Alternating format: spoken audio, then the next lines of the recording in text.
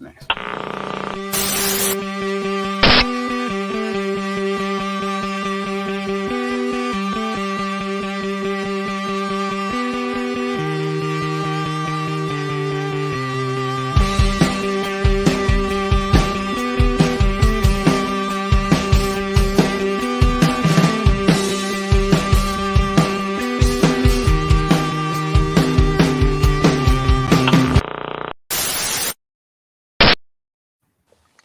Well, we aren't going to have to stretch for things to talk about today, that's for sure. It's Waking the Red Weekly presented by Footy Talks, and we've got reports, we've got rumors, we've got all the other staples of silly season to mull over this week. My name is Mitchell Tierney, and ahead on this edition of the show, we'll discuss Jozy Altidore departure rumors, who Toronto FC might be signing for their next designated player, and plenty more. Helping me to parse through all of the information dump that we've received over the last couple of days, Jeffrey P. Nesker and Michael Singh. How are you boys feeling about, quite frankly, a wild few days at hashtag TFC Live? Jeff, you Whiplash. go first. Whiplash. Yeah. Well, no, I'm staring at the giant badge on that Man United kit. I had to get it in the frame. Why does it have to be 4 times the size of a standard badge? I mean, the Man United thing? Jeez. Yeah, whiplash. Absolute whiplash. I'm looking forward to discussing the goings on today because it's been an interesting time on the community boards at Waking the Red. And I have some words to say about that, but let's bring it on. I'm excited to hear those words, Jeff. I'm looking forward to it. Honestly, I wasn't really expecting much of this, heading into this week. I knew eventually things would start to pick up, but I wasn't expecting like this. And, just the content kept on flowing, the rumors kept on flowing, and you know what? I missed it. I missed it after a few months. I really missed it. So I'm excited for all of this. And yeah, Justin Morrow, you already know that kid is fine. Hates Onyx, loves huge badges. We're building a personality index for JMO. This is awesome. I'm just gonna share. It's not a salad, it's a beard, dude. But anyway, whatever. No, salad is hair. Salad is hair. Oh.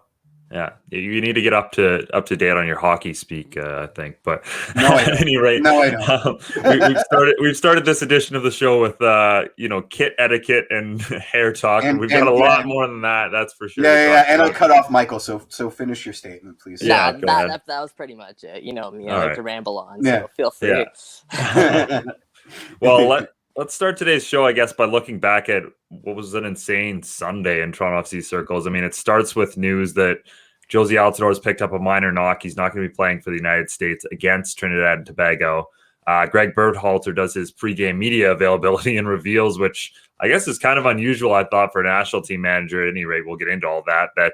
A big part of the reason why Altidore isn't playing is less about the injury and more because they've received several offers for him. Toronto FC have, and they're mulling those over, and they don't want, an injury to cause any issues there with negotiations. Then, of course, the Jeff Carlisle report on ESPN saying that he and Ali Curtis had a falling out. That's a big part of why Altidore is looking to move on. Then finally, you get the Jozy Altidore tweet saying, "Don't believe everything you read. The devil is working overtime." Is that a Drake lyric? Is that a Drake lyric? Okay. Probably. So. Yeah. Who knows? But at any rate, what a crazy day and what a wild time with all this Jozy Altidore stuff. I don't even know where to start, Mitch. And I'll cue you, Mike. Yeah, go, Jeff. People were talking about the etiquette of the situation and why Berhalter violated some gentleman's agreement by coming to the table with this information. And I thought your response was pretty eloquent, right? I don't want to speak for you, but you certainly said something to the respect of, Ali and Berhalter are in contact, but there is rules of engagement there, and that maybe you can offer some insight as to why Berhalter was in a position to make those statements and not Ali Curtis. For sure.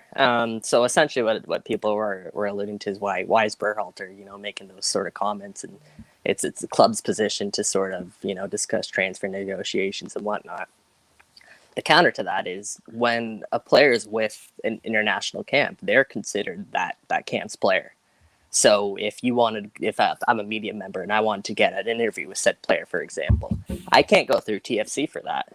I would have to go through Canada camp or USA camp, whatever national team camp to get that access.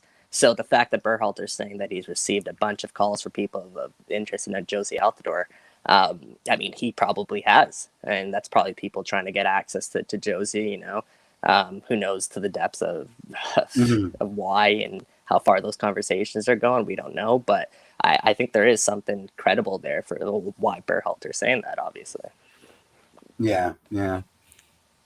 Yeah, no, I think that's certainly a good point, and I've been checking Twitter throughout this just to make sure nothing crazy happens, but it's all just more love for Mike's United kit, to be honest. Love to see it. Yeah, love to see it. But yeah, let's talk more about the Jozy thing. Yeah, no, for sure. I found his tweet really interesting, and obviously, Jeff Carlisle's story. I feel like you couldn't have scripted it any better, right? It's Ali Curtis, who's one polarizer here in TFC, and then you have Jozy Altidore, who almost represents old TFC, and those two are kind of clashing heads at this dramatic breaking point, like Carlisle kind of puts it. Come on, like I don't see it like that. I think that's a little bit of a selling point maybe by Carly. Maybe he heard it and ran with it, but there are two ways that TFC fans or three ways kind of the TFC fans are perceiving this. One, there's legs to the rumors that Carlisle put out that Ali Curtis and Jozy Altidore are clashing and the contract disputes and TFC striker wants out. The other is Jozy tweets out that cryptic sort of tweet denying the stories, but he never really comes out and says anything clearly. So perhaps there's some truth to the story that maybe he does want out of TFC, and that maybe it's not because of a clash with Ali Curtis. So maybe that's another way TFC fans are perceiving it. The third is that it's all complete bogus, and Jozy Altidore has all intentions, remaining in Toronto FC next season. And the third reason, I know you can laugh it off, but Jozy is a smart guy. We can look back at training camp last season, and when he came out and he defended Michael Bradley with those comments, once again, bashing the TFC training staff. What was the biggest story that day? It was about Jozy and it was about Jozy Altidore coming out and bashing the club instead of Michael Bradley's injury and how the club mismanaged that injury and how he's gonna be out for the next 4 months. So right. Jozy, he's a smart guy, man. I remember talking to somebody on the TFC feed, and then they recalled another time when TFC were eliminated from the postseason, and instead of all the talks about TFC being eliminated from the postseason, Jozy Altidore came out and said he might have played his last game for Toronto FC, and instead of having the narrative on TFC, the narrative once again is on Jozy Altidore and where's he going. So maybe he's just a genius, and this is just some gamesmanship for him, because TFC Live was completely dead before that.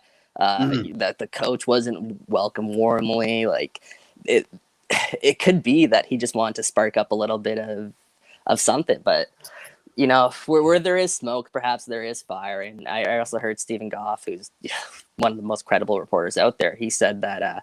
I think a couple months ago, he heard that there was a few teams that were interested in Jozy Altidore. I think he said that on the Fan 590 yesterday or the day before. So, hey, I think it'll play out. Maybe, actually, I don't even know. I don't want to say that because I think this could run into the beginning of the season, and I don't know if we're gonna get a firm answer on this. I just hope that more comes to the front of the table, and we can discover some of it. Well, it's interesting you mentioned the Michael Bradley thing, because if you go back to that, right, like when that all happened, there was rumors that started then that Toronto FC were not happy with how Jozy came out and kind of bashed the club on that, and that they were looking to move him then. So who knows about that rumors, but these rumors have certainly, I mean, they've been in the States they've happened since he joined the club. Same with Seba. Every transfer window, there was rumors linking those guys to, so many clubs. But with that being said, the one thing that did kind of interest me in this is almost every time, and it's largely been Greg Vanney, so maybe this is a Vanney thing versus a Curtis thing, but the club didn't come out and deny anything. They just said no comment when they were asked about it. And we've seen in the past them come out and say, I mean, look, we're always getting offers for these players, that sort of thing. Maybe they're just tired of it, but they didn't, go that extra mile to say Josie's a Toronto FC player, that sort of thing that they have done in the past, certainly with him and other players. Yeah, this whole offseason has been kind of quiet. Go ahead, Jeff. Well, I think they're afraid to say anything definitive because then it will be another, we're having a glass of wine together and we're about to sign a contract. So I think they're avoiding definitive language in either direction. Before you get to the next one, just building off that, like Ali Curtis, when he was asked about Josie Altidore at the end of season, scrum there, where he said that Josie Altidore is a Toronto FC player. He wants to be a Toronto FC player and all of that. He also left the door open for possibilities. If you go to the end of his quote, he says, and then I don't have I don't want to put words, I don't have the exact quote in front of me, but he leaves the door open for a potential Josie Altidore move if something does transpire, like with all other players, he says. So, hey, I don't know, man. I don't know. There are two things that I love. One, that Josie Altidore is the best name ever for nicknames. Josie out the door. Josie always scores. Josie never scores. Fantastic. The other is that this deal from all sides is kind of tied up with MLS finances and roster rules that nobody cares to understand. So the hot takes, takes going around, before this even started, everyone's like, well, why doesn't MLSE just buy him out of his deal? Well, because that's insane. And then the other one, when this was rolling around, you've got NYCFC fans that are like, out of the goodness of their heart, willing to take Josie off our hands for high TAM, just bless them, right? So it's been interesting because it does show. The word naivete is too strong, but it does show a lack of understanding of he's locked into a deal. What did you say? $7-something million left on his deal. More. He's not going. I've heard 9. Yeah, well, he's not going anywhere on high TAM. I mean, we can put that one to bed.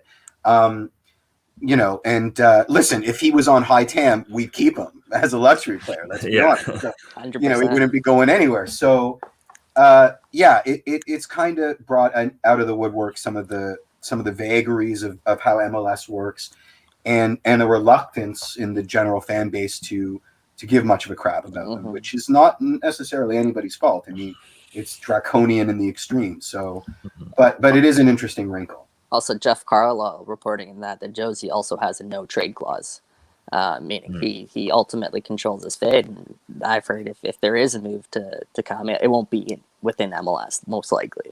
Carlisle also mentioned Liga MX in his report, and that's not the first time that Liga MX has popped up. I feel like Josie himself had said Liga MX in the past.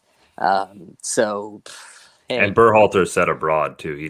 When all those potential moves, like he did use the word abroad. So. Yeah, he never said Europe, right? Do you guys have any insight as to when the Liga MX transfer window closes? I don't have that off the top of my head. I think it might have been weeks. It might have been in a line with Europe. So I'm not too sure. But that's something to keep an eye on as well, because the European transfer window passed, but there's still other windows. There's still other countries that are open. But, you can go to Saudi Arabia pretty much whenever you want. Yeah, really. That's what it seems like. Another point to make about Josie is last summer I forget who the interview was with, but he did an exclusive interview with somebody, and he said that he'd be interested in going back to the Netherlands or something, because that's somewhere he's played before, and if he was going to move, it'd be to a country that he knew that his sort of football would strive in. So not Sunderland. Yeah, exactly. I think it might have been in that article where he said, it was that Sunderland article. He said going to Sunderland was a mistake at the time at his career because he was playing for Ajax at the time. He was tearing it up, obviously, or not Ajax. No, it wasn't Ajax. It was AZ. AZ Akmar. Yeah. So he was also, tearing it up. Fenerbahce is Turkish, so And there you go. And he was warned that that wouldn't be the best time for his move, but financially speaking, it just made all the sense because they were paying him a lot of money, and he was going to go play in Europe. Mm-hmm. So he said he learned from that decision, and if he was going to go back and make another move now, it would be to a country like the Netherlands or something different like that. So, I don't know if the European transfer window deadline ultimately shuts the door on Jozy Altidore leaving right now. Mm-hmm. You were thinking of Feyenoord, Jeff, I think. Okay. Well, who knows? I'm trying to help you here. I'm trying to make you sound smarter, and you're just. Thank you. No, I was. I was just trying to keep like 8 things in my head for my turn to speak. So. No, that's fair. I think. Go ahead.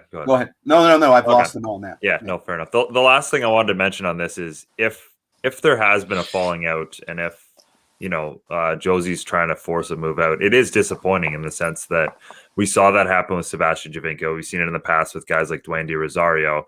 It's sports, and that's how it works. But you never want to see the best players to ever play for this club, the legends of this club, leave in not so great terms. And obviously relationships can be repaired and that sort of thing, but it does put a sour ending. It certainly put a sour ending on the end of Sebastian Giovinco's, and it would put a sour ending on the end of Jozy Altidore's time with this club, which it's almost, in some ways, it's nobody's fault. It's injuries, it's all sorts of different things, but it would be kind of disappointing. Yeah, who would have thought the two things that would bring TFC Live and Ali Curtis together would be that sort of resentment of Jozy Altidore. Eh? I think someone commented that on our Wake in the Red comments. And that's pretty fun because when this news broke, I was surprised. I was surprised that TFC fans weren't sort of in the corner of Jozy Altidore. Because Ali Curtis has been that polarizing. I honestly was, just because. I mean, you were ready to drop him from the lineup for the entire playoffs. I still am for sure. I'm not that stance hasn't changed in terms of what I think Jozy Altidore can bring to TFC as a player and what their other options are there. I still think Akinol should get the start ahead of him if they're playing one striker. But with that being said, I'm surprised that TFC Live supported Ali Curtis because, I mean, he's been one of the easy kind of targets for TFC fan base, and hey, they got in his corner, and they backed him for sticking up for TFC, and these alleged contract negotiations. We don't know all that's going on behind the scenes. And there are some people that are calling for his head because but circumstantially, Ali is sort of cleaning up the mess of the Bez era, just like, if the situation had been reversed, Bez would be cleaning up the mess of the Ali Curtis era. So, there are a lot of people that preferred that winning all the time 2017 and wanted it to last forever. And they can't, they're looking at these machinations through those colored glasses, right? And Ali will never ever measure up to a ship that was basically sailing under its own power at that time, right? So that's a bit of an unfair comparison. It's another can of worms. But I guess what I was trying to say was, God, I lost my train of thought there. It was Jozy and Jozy's making us all crazy, man. Yeah, really.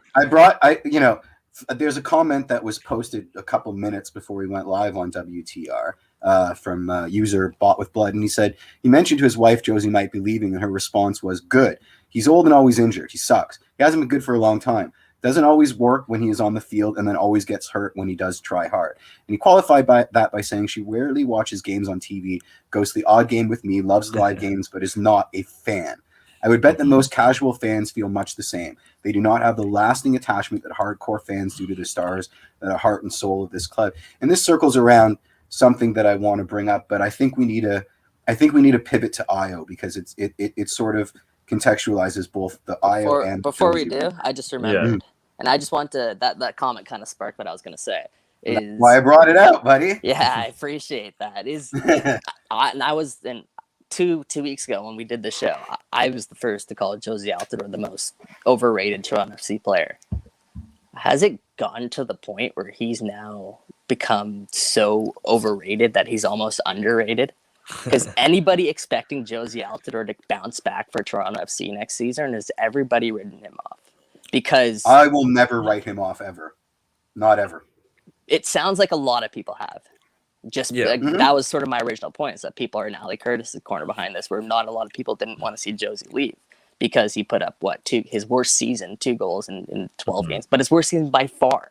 And when he was very open about how he wanted to put 2020 behind him and how he, everything that he went through, he was very open about it. And you could tell there was raw emotion that he was not happy. And he was going through something really personal there. And he spoke to media there in September. And like, what's to say he can't bounce back next season? What's to say he's not going to show up at training camp, hypothetically, if there is a training camp? But what's to say he's not going to show up in training camp in some of the best shape of his career, and he's not going to tear it up? It's a bad bet. I mean, judging Jeff, before last season, heading to training camp, Greg Vanney said he was in one of the best shapes he's seen in his entire career. He said for the first time Josie Altidore wasn't injured. He was there for the full preseason. He was hyping him up. And I don't have the exact quote, but it's really, really exciting. And then, he gives him the captain's armband. Josie was the captain of Toronto FC at the beginning of 2020. But while Michael Bradley was out, he gave him that captain's armband. And Josie Altidore had a really good game against New York City FC. He led everybody in expected goals per game. He led the team in shots on goal, led the team in chances, and then the pandemic hit. Yep. And from that point on, Josie Altidore was playing catch-up. And perhaps, an off-season rejuvenates him and he gets himself back on track because he can put 2020 behind him, like all of us want to. And all of us, have been trying to. So, hey, let's I don't know. Like, I'm George raises a very interesting point, and I'm just going to throw it up there. Josie is like a WWE hype man. He requires a stadium full of supporters on both sides to thrive. 2021 will be more of the same due to pandemic. And I think that's... Let me counter that with the fact that the U.S. has some massive international games on the horizon. Massive. And Josie Altidore is in the mix, and he's at the front of the line to get that number 9 starting spot for the United States right now. But Greg Berhalter said he needs to have a good MLS season. So how much more motivation do you need? This could be the last World Cup of his career. This could be the last chance that he has to shine on the international stage, something that he calls like the dream of his career. What's the favorite thing of his career? It's representing the United States. So, hey, if you guys want motivation, it's right there in front of you. And I think Josie Altidore saw that because he was there at January camp, and he looked, but that picture that was dropped, he looked like he was in shape. Again, we can go like a million different directions with it. The truth is that we don't know, and we're just going to have to wait for all of this to play out. Cold logic would suggest that it's a bad bet. I'm a homer. I mean, I'm wearing my Altidore specials, so I'm not maybe the best person to make a decision that doesn't have emotion attached to it. I'll never count him out because every time I even come close to counting him out, he delivers for us, right? So I'm not in the business of slagging off Josie Altidore anymore. But I am in the business of, if you were looking at this from an objective viewpoint, in the league that we play in, with the money that he makes, with recency bias, it's a bad bet, regardless of what anybody says to you. So, that has to be taken into consideration. And I'm just going to say it now because this applies to Iowa and this applies to Josie. We've wanted to be a big club with a seat at the table in the global soccer mosaic for a long time. And now we're getting there. And it's not all good.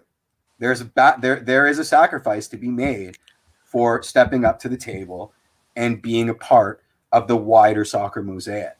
And this applies to IO, attracting interest, because now we're on everybody's radar. And this applies to Josie. We are not number one in the global soccer hierarchy. And even the nations and teams that are number one do not get to keep their marquee players for their entire careers. That's just something that doesn't happen in soccer. It's something that North American sports fans have in their DNA as an expectation. I think Toronto sports fans too. Sports fans too. So be careful what you wish for, because we're now getting what we wanted, and it ain't all good, right? Which, we can talk about more because I think it applies to Io in a really, really big way. But I needed to get that out before I forget to say it.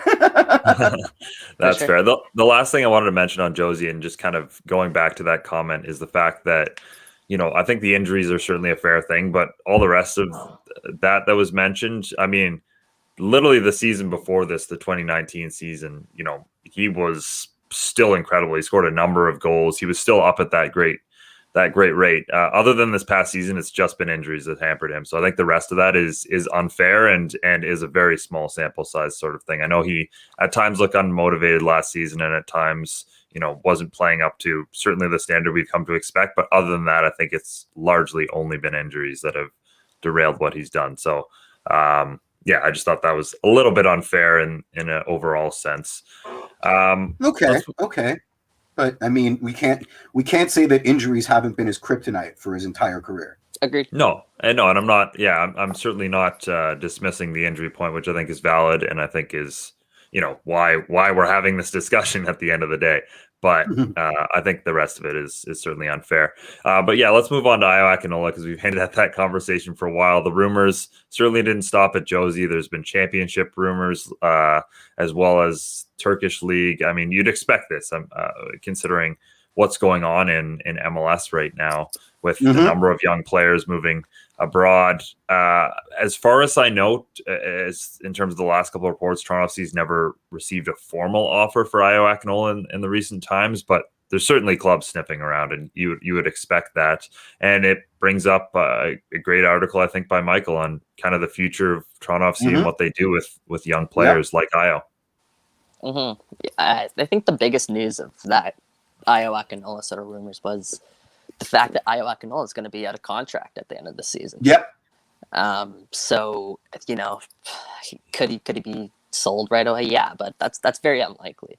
I think TFC, they know that they have a gem in Io Akinola. They know that his transfer market value skyrocketed in the past 6 months. I wouldn't even say 12 months, because it wasn't even until figures. It wasn't until MLS is back. Yeah. Go ahead, Jeff. He's gone from being rated $450,000 to $5.5 million. Exactly. That's mental. And that again, that's in 6 months. That's again since the MLS is back tournament. So, can they keep him for another year and then sell him? Is that what they'd ultimately like to do? Probably. But then you think about other situations in MLS, and you think about like Aaron Long, for example. I was just about to say, yeah. Aaron Long, he signed for the New York Red Bulls. He signed a contract extension 2 seasons ago, and now he's one of the highest paid players in their team. But the problem with that is, since Aaron Long committed his future to New York Red Bulls, there's only a handful of teams that are willing to negotiate with him, because some of those teams are now going to have to pay a transfer fee for Aaron Long, and only X amount of teams can afford that. Whereas if he didn't sign that lucrative deal, and he secured his long-term future there with New York, but if he didn't sign that lucrative deal, he would be free to sign with any other club on a free transfer. And that's sort of the gamble that every player now coming up is going to have to make, is do they get that raise with, let's say, Io Akinola, for example. He made less than 100K last season playing for Toronto. Same as Aaron Long, and then Aaron Long re-upped to like 800K or something. Exactly. Ridiculous. So he's bound to make, let's say around the same figure again. TFC could hypothetically give him, let's say, 500K, give him that max young new player spot that people are talking about. So let's say he gets 500K. If you're going overseas, you're getting way more than that. So why would he not? Why would he, commit his next 4 years to Toronto FC, let's say, hypothetically, so get 500K, whatever, and, then potentially think about a move to Europe. Whereas if he runs his contract out, he'll be out of contract. He can make his own decision, sign with whichever club he wants, and not have to worry about a potential transfer fee getting in the way. Yep. TFC have activated his option, so we've got him. But the whole 6 months, no, he can't sign a pre-contract. He can't sign a pre-contract, because he's under 23. Exactly. But so we won't lose him like Juve lost Seba, but we might still lose him in a different permutation. Exactly. So according to Transfer Market, his contract expires in 12 months, meaning if TFC do want to, cash in on Akinola, and he is committed to, doing what's best for him, and if that's going to Europe, then they most likely have to sell him by the summer now, because you want to get something for him. And Mitch, I took this from your article, but the biggest transfer that TFC had in their club history, aside from maybe Seba, was back in 2008 when they sold Maurice Adu, who they took first overall in that super draft, right? So we're getting to this point now where TFC are going to have to be bringing up these youngsters through their club, and Akinola could be the first to be that jump overseas, because that's where everyone else wants to go. That's where Jaden Nelson wants to go. That's where Jaquil Rudy wants to go. That's where Ralph Priesta wants to go. That's where all of these kids want to go. They don't grow up dreaming about being a member of Toronto FC for life. They grow up wanting to wear one of these shirts. You know what I mean? Like that's exactly why I wore the shirt today, boys. They grew up wanting to be one of these shirts, and for sure. Yep. And the easiest way to get them there, perhaps it's through Toronto FC. If they can show that they can, sell players to the right clubs, get players in the best positions to succeed, or perhaps it'll be on their own. And if that means running out their contract and not signing long-term deals with the clubs, and that's what it means. But I think it's important for TFC to show that they can get these players to where they want to go. Because like I said, these players want to get there, and they want TFC to help them. So TFC need to find a way to do that. I almost call it the Jonathan David effect, because you look at that player and every MLS side in Canada tried so hard to get him because, they recognize the talent, they recognize what he could be. But if you're Jonathan David, it's Alphonso Davies. That's the only guy who's been able to, and he's a generational talent. You can't, credit to the Whitecaps, but you can't give them too much credit, because I think his talent won out there. It wasn't like anything special the Whitecaps did to get him to Bayern Munich. It was Alphonso Davies. No matter what team Fonzie played for, he's making it to Europe. I think so too. So what evidence is there for Jonathan David's part that he should join one of these MLS academies instead of betting on himself and trying to, get to his 18th birthday and then go over to Europe? And I think, all of the guys we've seen succeed in Europe from Toronto FC are guys who've left the academy young. Liam Miller, other guys like that. They've all left Toronto FC academy at a young age. So I'm vehement that the talent exists here in Canada. At this point, I think it's not what Toronto FC can do for Canadian soccer. And we know they've done a lot for Canadian soccer, but it's what Canadian soccer can do for Toronto FC, right? If they don't prove at some point here that they are a club that can get these young players in good positions to move over to Europe, then they're going to be in trouble, and they're going to lose these players to the CanPL. Maybe they're going to lose these players. We're seeing what the Impact are doing right now, bringing some of those young guys over. The Whitecaps with Baldissimo, that sort of thing. I think players are recognizing now that they have options as well. They don't just have to rely on Toronto FC to go through their development. They can go to these other places and find deals for themselves. So, it's a longer term thing, but at some point here, Toronto FC is going to have to really start focusing on this, and Ayo Akinola is potentially a great place to start. Adapt or die, man. Adapt or die. This is what we wanted. We've been knocking on the door of a bigger stake in world football, and now we're there. We can't have our cake and eat it too, right? This is part of being aware of where you fit in the mosaic, and where we fit in the mosaic. You wrote, is TFC a selling team? Why are we even talking about this if the last time we made money selling a player was a decade ago? We're obviously not a selling team, right? We have designs on being a selling team, and it sounds great, but the proof is in the pudding, right? We're a selling team when Ayo leaves at profit. We're a selling team when Jaden moves on at profit, right? It's going to sting as a fan, but this is what we wanted. So, we got to take the good and the bad. Here's what Toronto FC need to understand. Here's what Toronto FC fans need to understand. This is bigger than Toronto FC. The wave that's coming is bigger than them. But what they have and what they're in prime position for is to be the biggest beneficiary of all of it.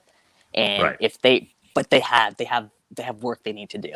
They need to be able to show that there is a pathway, there is a blueprint to succeeding and becoming the next Alphonso Davies. They need to show that their club is capable of getting their players there.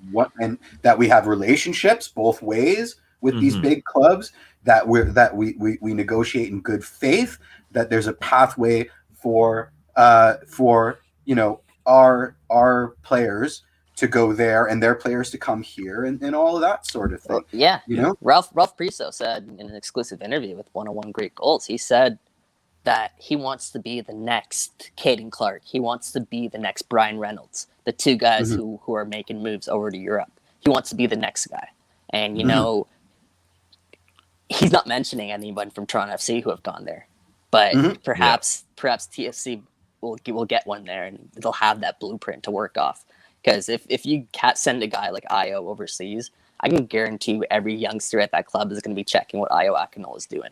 And if he goes overseas and he succeeds, there's going to be scouts all over the world circling Toronto FC for the next Io Akinola. It's just absolutely. It's an effect. I forget the word, but it's a chain effect. Snowball chain reaction. Snowball. Exactly. Yeah, a bunch of different words I could go on with.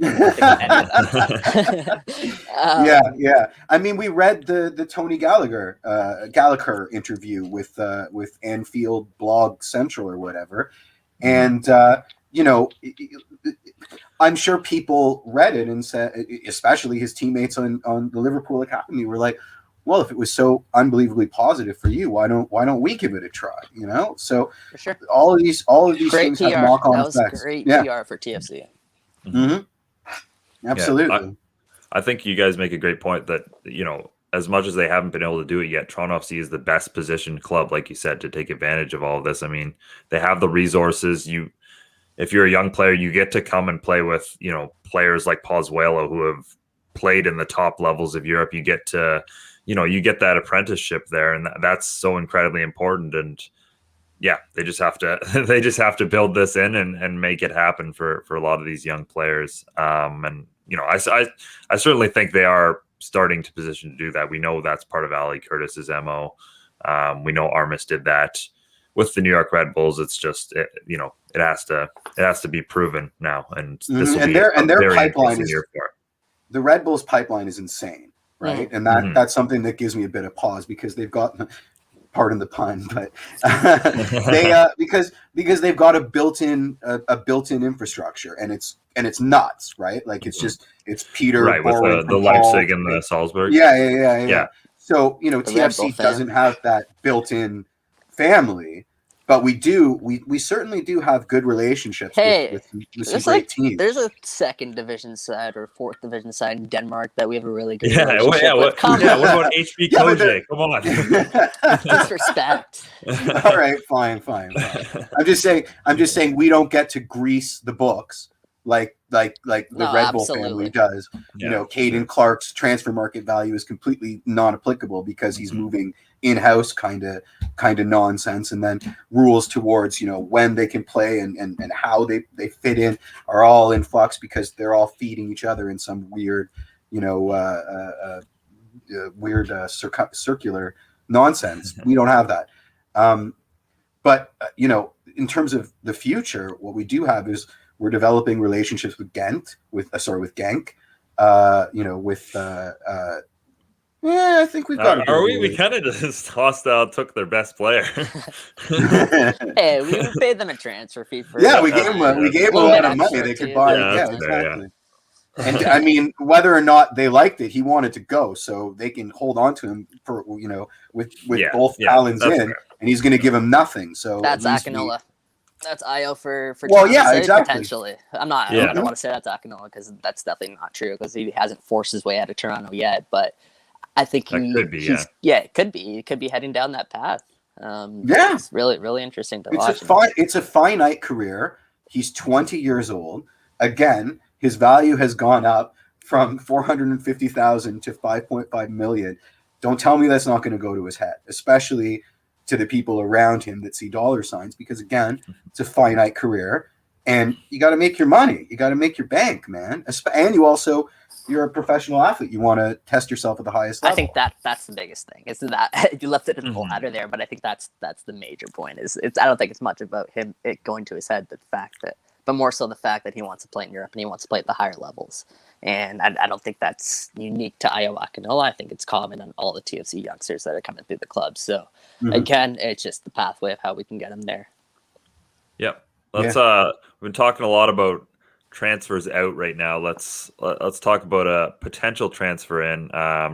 Rumors circling that Toronto FC are interested in Raphael Borre, who's a player out of River Plate. Nothing too concrete on this. Certainly, I mean, they're just rumors at this point. But if maybe we can take a little bit about the profile of player Toronto FC is looking at. 25-year-old forward, clubbing international. This guy would be an incredible signing for any MLS team, certainly given his profile and the age he's at.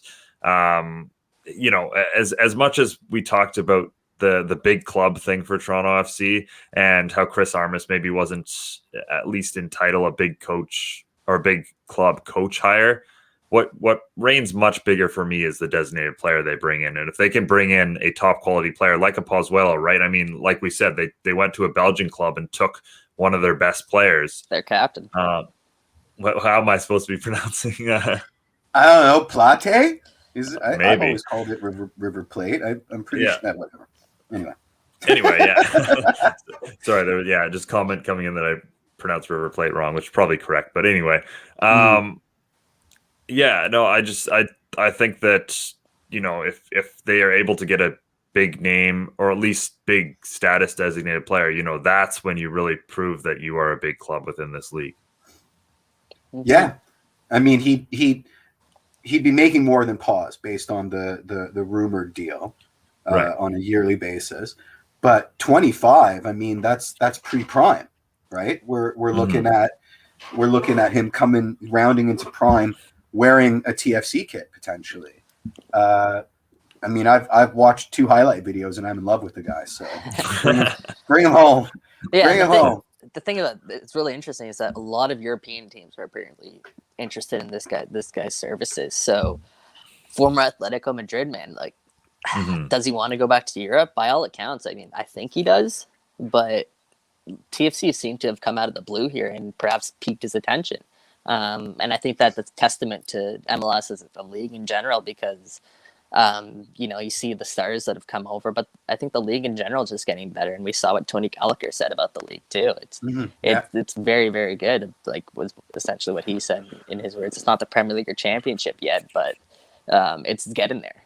It's only the 25th season of the league, and it's improving rapidly. And he was really surprised about the level of play that was in MLS. So maybe that is again a testament to MLS that he is interested in coming here, and maybe it's a testament to TFC that he is interested in coming here. With that being said, I think it's both. Atlanta United has proven that there is a pathway for young South American attacking talent to come through the league, make a bit of money, and maybe use it as a stepping stone. That being said, this is a Will Forbes rumor too. So let's take it with a grain of salt too. Like sometimes it's not always accurate. Sometimes he is. So I will give him credit for that. So 25%, I think it is. Yeah. Take it with the grain of salt. But especially when I again say that a lot of European teams are circling this guy, and I think that this guy wants to go back to Europe. So I mean, keep an eye on that, and maybe do these CBA negotiations have something to do with it as well? Maybe he's holding off to see if there will be an MLS season, or perhaps that just has nothing to do with it. We have no idea. We're just speculating at this point. But but regardless, I think as Mitch Jeff pointed out, it would be a good coup for TFC. It would be a pure number 9 that they're bringing, which is interesting, but it kind of makes sense given that Akinol is potentially at the end of his, or close to the end of his tenure. And then the Josie Altidore rumors, obviously. So bringing in a number 9 all of a sudden makes complete sense for TFC, especially if they, potentially want to change formation away from wingers. I was just kind of a different topic, but I was just thinking about it today. And if they were to play a formation right now with the players that they had, I would say they'd have to play something like a 4-3-1-2 with 2 strikers up top.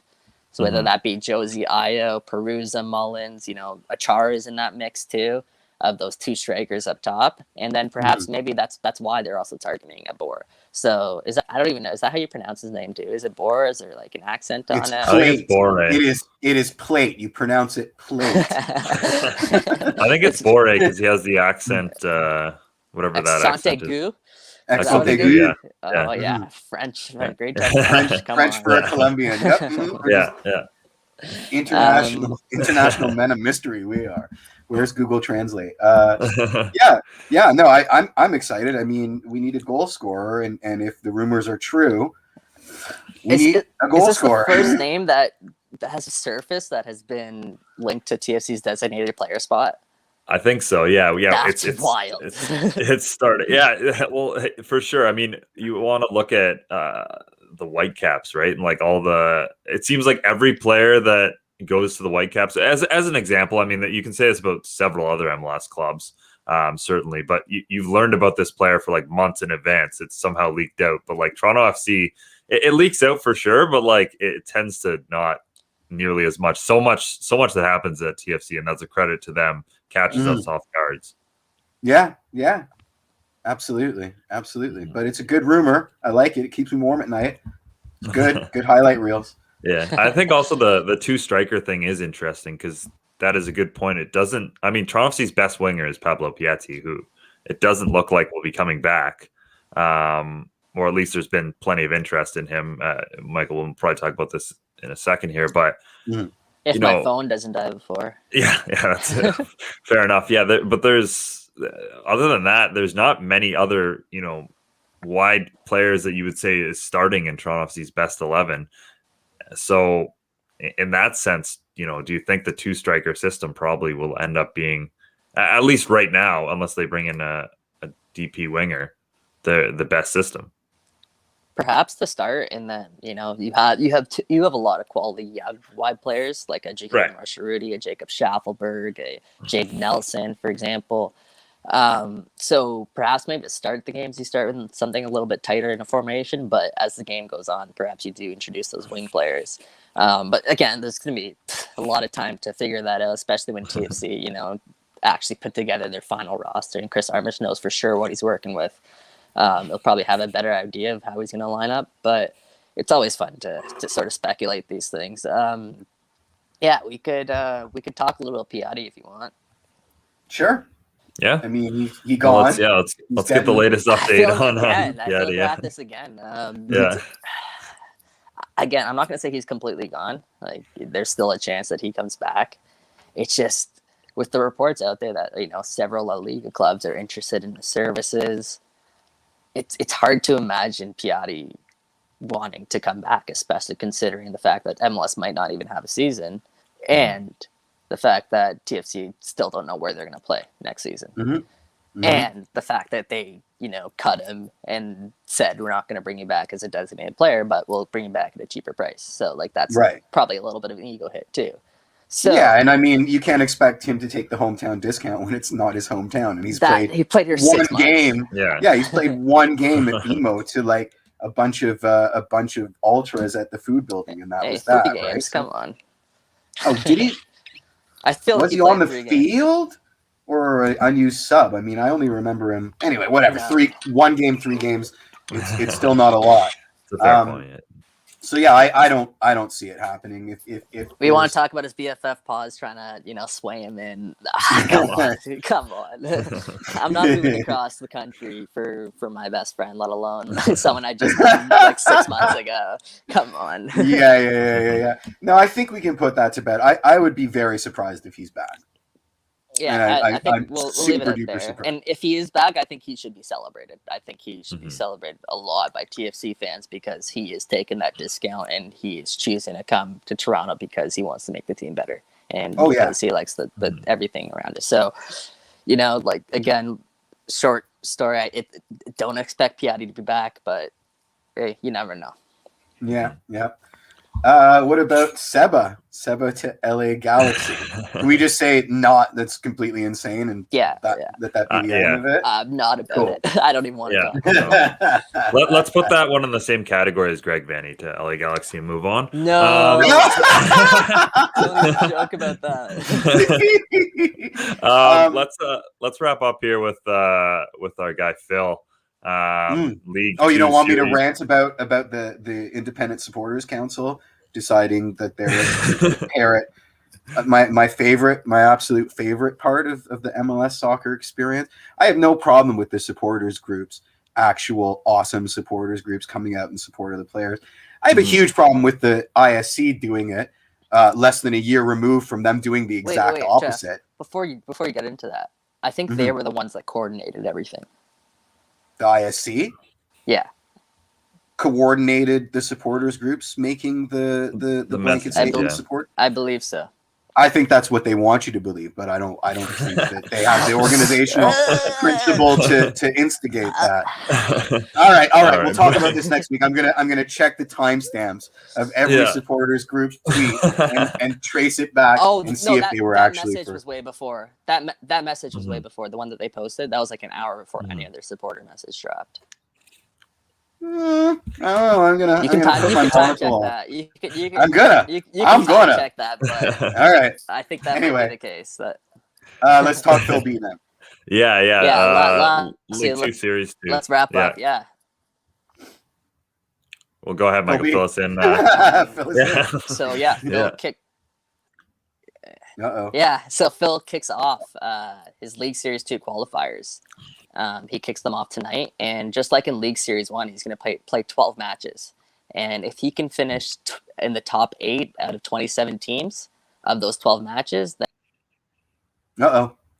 Looks like that was his phone dying. Died there. Yeah, I'll try and finish that up as best I can. Yeah, if he finishes in the top 8 from those 12 qualifiers, he'll advance to League 2 Series 2 as he did last time, making the semifinals of League 1 or League Series 1 qualifying. So another big opportunity here for Phil to get some business done for the club. No one else is playing right now. So did you watch the Series 1? Yes, very stressful. Let me tell you. I know. Yeah. Now I remember you were freaking out in the group chat. Yeah. It made me at least 5% better watching them. Like I immediately spooled up FIFA afterwards.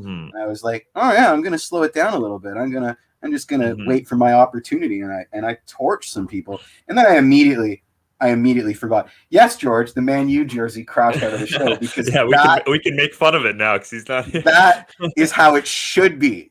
That is how it should be. Oh wait, he's coming back. Oh, nice. All right, well, he can come back to say goodbye. There we go. There we go. Yeah. Yeah. Oh no. Oh no. All right. No, he's still there. He's still there. Hold on. Okay. Is he in now? Is he in? Are you back on the laptop now? Yeah, he's on the laptop. This is wild. He's Neil Breening it. It's amazing. No, Mike. Yeah. Next. So the Mike's done. Next weekend is the League Series 2 proper. That's February 13th, 14th. And then, of course, all of this leading up to EMLS Cup, which is next month. So, big opportunity, obviously, here for Phil to improve on that semi-final performance and go from there. Absolutely. Did I lose you too? It feels empty. No. I'm still here. All right, let's wrap things up before we have more technical difficulties. Yeah, exactly. Here. As always, you can head over to wakingthered.com. We'll have some updates on all these stories, as I'm sure there'll be more development as we get through this. Certainly a lot of things happening and a lot of rumors surrounding Toronto FC and hopefully more. We love how much they feed our show and how much we had to talk about this week. So hopefully, the same thing takes place next week. I'll go learn how to say River Plate. But on behalf of Michael and Jeff, thanks so much for watching, and until next Tuesday.